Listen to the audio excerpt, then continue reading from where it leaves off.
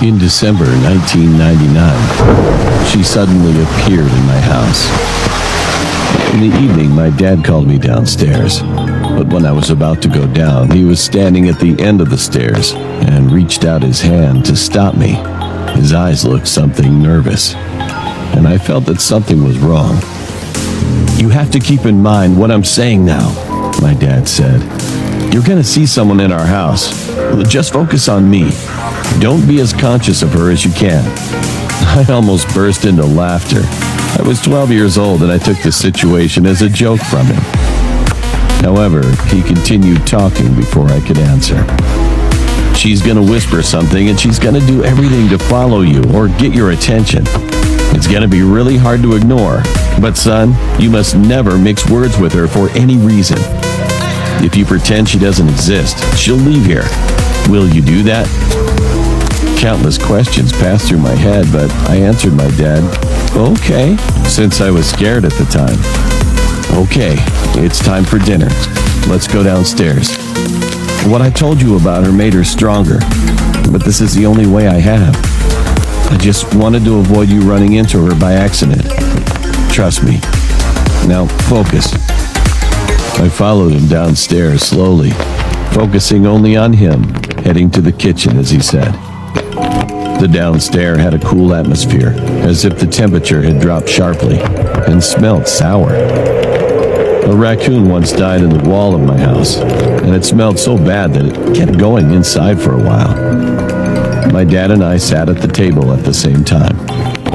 My sister was sitting across from me, looking down at the empty plate in front of her, and my mom was taking food out of the oven, and I could see the signs of crying around her eyes. Well, I tried to concentrate on my family, but then I noticed something gray-skinned with black hair standing at the corner of the room. The atmosphere of the kitchen was subdued, and there was no laughter or warmth that could be seen in our kitchen as usual. My sister grabbed my knee under the table and whispered, "Do you see her too?" I nodded quietly. "Be quiet," my dad said threateningly. Then the woman approached with a soggy sound of footsteps, and I could smell a terrible stench from her. She walked slowly toward the table and stopped right behind my sister. Then she stood close to my sister and put her dried, skinny hand on her shoulders. My sister crouched down and looked at me, and I lowered my head hurriedly. Mom forced herself to act as if everything was okay as she prepared dinner. Under the table, I could see my dad was holding her hand tightly so that she wouldn't go crazy. My sister had to keep those unpleasant, skinny hands on her shoulders all evening, and only an incomprehensible whisper from the woman's mouth filled the kitchen.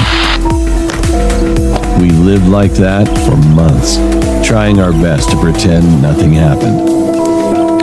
During this hellish time, my parents didn't invite any guests to our house and didn't allow us to go to our friend's house.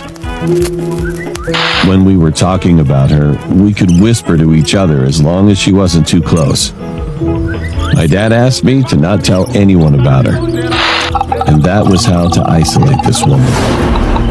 We made a conclusion that she seems invisible to others until they know about her existence. A few years later, I found out that my dad was the one who brought her in. In the 70s, my aunt ran into her for some reason, and since then she seems to have followed my aunt and lived together. And in 1999, this time, my dad couldn't get rid of his thoughts about her for some reason. Then she followed him. We tried to remain not telling about her, and this was the most difficult thing in our lives. She was with us when we left home, or were in the car. We couldn't act separately. It was the hardest time for my mom, who had to be home alone after we went to school, and my dad went to work. One snowy night in February, we had dinner, and my mom went up to bed a little early, and the woman was sitting on my parents' bed.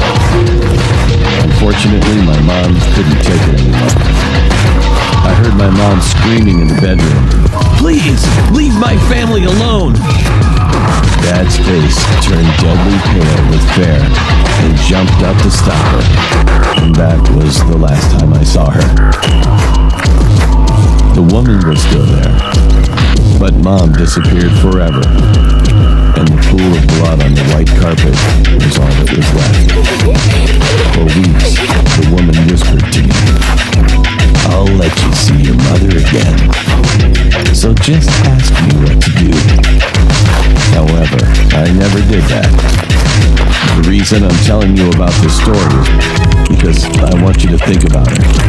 For the first time in 18 years, I saw her again this morning. I don't want to lose my wife or put my children in the same danger. I want you to imagine she's in your house. Then she'll leave me alone, maybe. Now you're already involved. And someday, she will visit your house. You should never be conscious of her. It's the only way for you. I am really sorry for you.